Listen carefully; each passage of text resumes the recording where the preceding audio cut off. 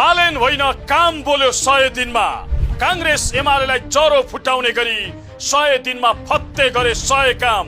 बिचौलियाको भागाभाग, नेताको गुप्तवास। सरकारले चाह्यो भने 100 दिनमा के गर्न सक्छ?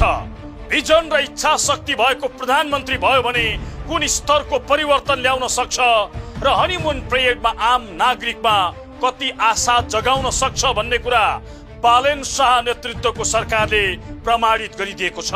जो गठन भएको 100 दिन पुग्दै गर्दा पुराना दलहरूले गरेको फोहोर मात्रै सफा गरेको छैन, सुधारका दर्जनौं र देखिने गरी सयौं कामहरू गरेको छ। यो 100 दिनमा बिचौलियाहरूको पत्ता साफ त गर्यो नै। जनताको करबाट नोकरी खाएका तर तिनै जनतालाई नोकर जस्तो व्यवहार गर्दै आएका कर्मचारीहरूलाई समेत तह लगायो। कर्मचारीका ट्रेड युनियन खारेज गर्नेदेखि कामचोर कर्मचारीलाई निलम्बन गर्ने सम्मको कदम बालेन सरकारले चाल्यो। विद्यालय र विश्वविद्यालयलाई राजनैतिक अखडा बनाएका विद्यार्थी संगठनदेखि शिक्षक र प्राध्यापकहरूको संगठनसम्म खारेज गरिदियो।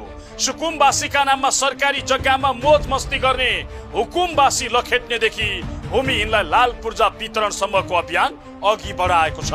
नेताको चाकडी र चाप्लुसी गरेकै भरमा राजनैतिक नियुक्ति खाएका 1594 लाई एकै झमटमा बर्खास्त गरेको बालेन सरकारले 100 दिनकै बीचमा 2000